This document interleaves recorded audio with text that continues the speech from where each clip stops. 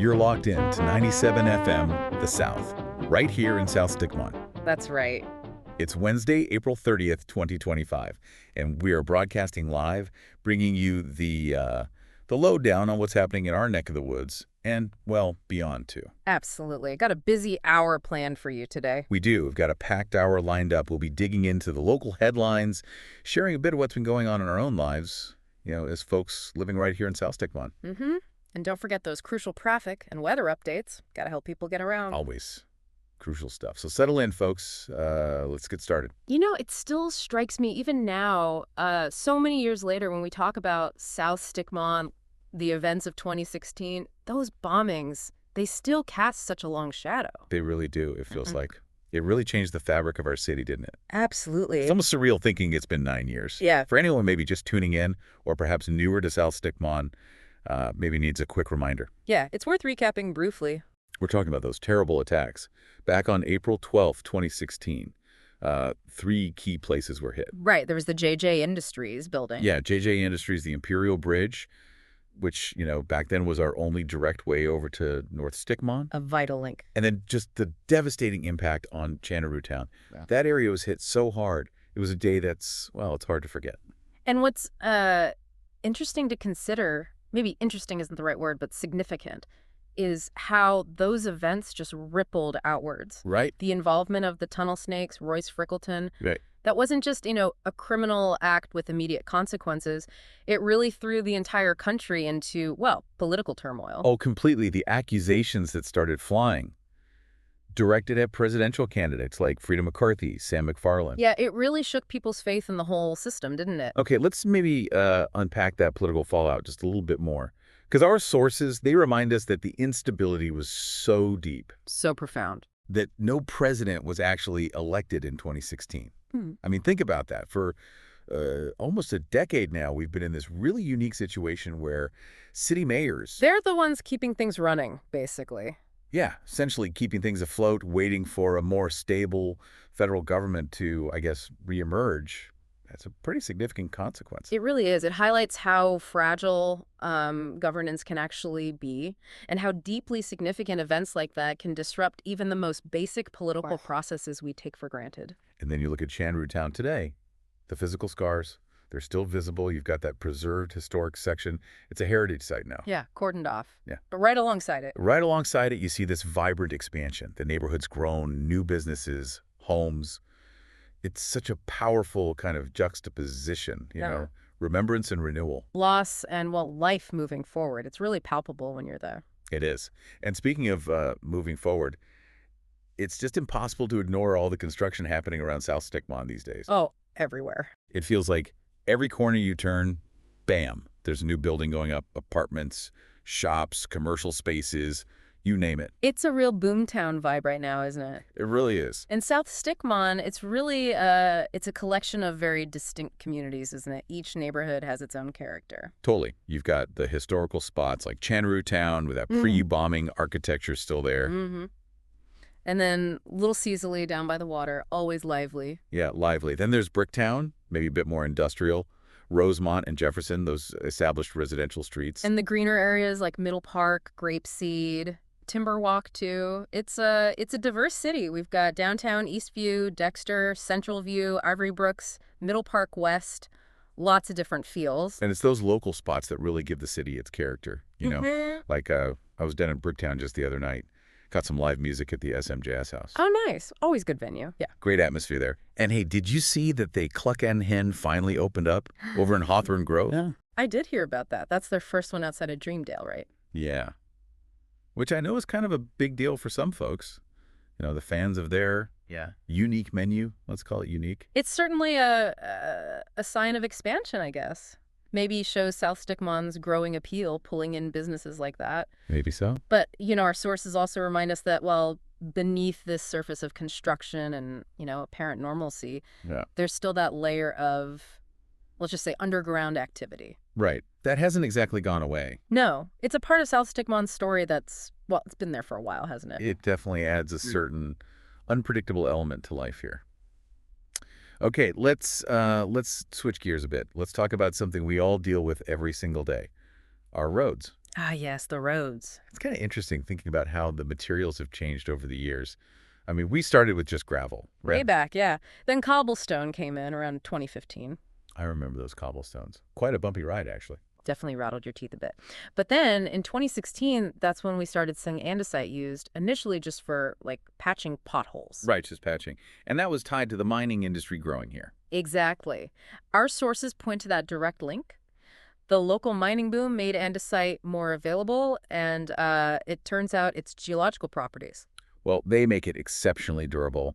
Cost-effective, too. So much so that it wasn't just us. By 2017, it had basically become the global standard for road construction. Pretty much, yeah. Went from patching potholes here to being the go-to material worldwide. Quite a shift. And our lane markings?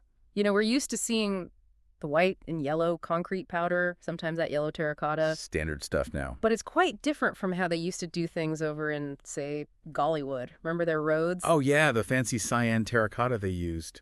Talk about making a statement. Must have cost a fortune. Seriously. They eventually switched, though.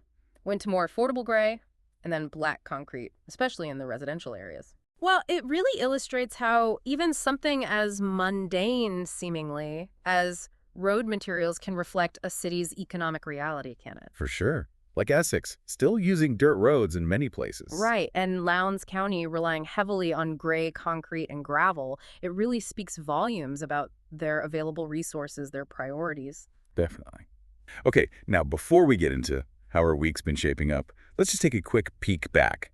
Way back. South Stick-Mon's history. Goes way further back than 2016, that's for sure. Oh, yeah.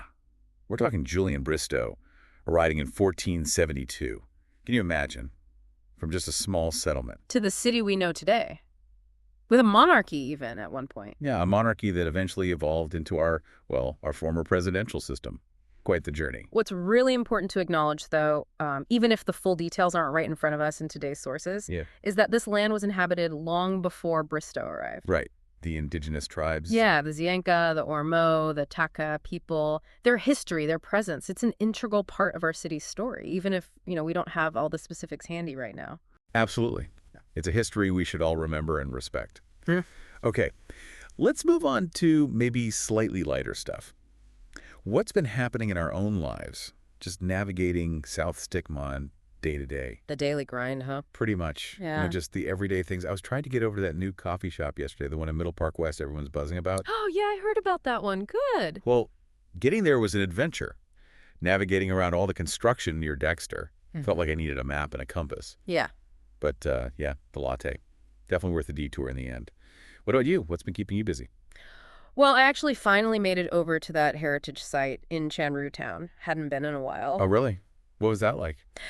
It's a really powerful experience, walking through that preserved area, seeing the reminders, and then turning a corner and seeing all the new businesses, the new homes that have sprung up right next door. Yeah. It really makes you think about the city's journey, the resilience of the people here. It's quite something. It really does put things in perspective, doesn't it? Okay, folks, time for that all-important traffic update here on 97 FM The South. Let's see what the roads are looking like. All right. Your main routes connecting out are going to be south or west. Exactly. Your main options are going to be via the Concord Bridge, heading south towards Smokeport, or the Alexander Bridge, going west towards Dreamdale. And expect potential backups around the entrances and exits for those bridges, especially during the usual rush hours, morning and evening commute times. Definitely. Within South Stick-Mon itself, keep an eye on that ongoing construction. We're seeing impacts in areas like Dexter, Central View, and Ivory Brooks particularly. Yeah, some lane closures, occasional delays there for sure. So, bottom line, probably a good idea to just give yourself a little extra travel time if you're heading through those areas or, anywhere really. And as always, just keep an eye out for those unexpected slowdowns. It's South Stick-Mon. You never quite know what you might encounter out there on the roads. Could be anything. Couldn't agree more. Wise words. All right, finally, let's take a look at what the weather has in store for us today. Okay, what's the sky saying? For the rest of this Wednesday, April 30th, we're looking at mostly cloudy skies. There is a chance of some scattered showers popping up this afternoon, so maybe don't leave the umbrella at home. Good tip. Temperatures. Temperatures should be pretty mild, hovering in the mid-60s Fahrenheit. Pretty comfortable, actually. Not bad at all. And looking ahead. Looking ahead to tomorrow, Thursday, it looks like we might actually see a bit more sunshine breaking through those clouds. Temperatures could climb slightly, maybe into the upper 60s. Okay, a slight improvement then. Yeah, so all in all, a pretty typical late April day shaping up here in South Stick-Mon. Sound like a pretty average spring day, all right. Yeah, maybe keep that umbrella handy just in case those afternoon showers do decide to materialize later. Good call. Definitely a good call. All right, South Stick-Mon, that just about brings us to the end of our deep dive for today, right here on 97 FM The South. Time flies when you're talking South Stick-Mon. It really does. We covered a lot of ground, didn't we? From the lasting impact of the 2016 bombings and all this constant construction. Yeah, to the history of our roads, how they got to be andesite. And of course, those essential traffic and weather updates to hopefully help you plan your day. Hope it helps someone out there navigate things a bit easier. We hope so. Thanks so much for tuning in and spending part of your Wednesday with us. Stay tuned right here to 97 FM The South. We've got more great music and local information coming your way throughout the day. Keep it locked. And remember, in a city with as much history and constant change as ours, there are always new stories unfolding. Makes you wonder, doesn't it? What will all these buildings going up today mean for South Stick-Mon's future? Yeah, something to ponder as you go about your day. Definitely something to ponder. Until next time, South Stick-Mon, have a great rest of your day. In the aisles where the colors shine bright, with the sunshine dancing, everything feels right. Old records spinning, a tune in the air, families laughing, love everywhere. Let the music take you, feel the swing. In this moment, all let your heart sing. In this happy grocery land we stray, with boogie sounds guiding our days. From the shelves to the beat, we'll both flag along to a 1950s rhythm where we all belong.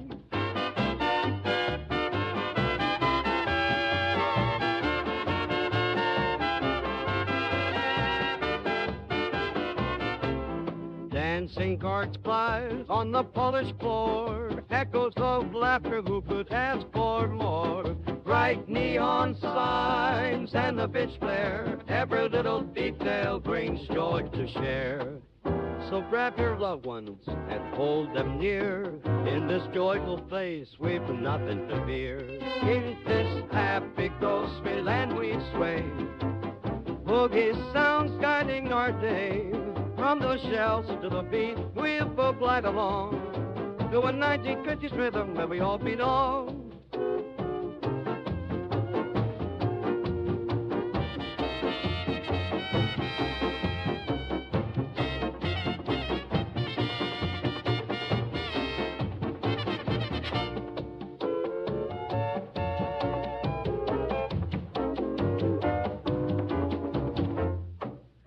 Let's cherish this blissful ride, together enjoy, let's never hide.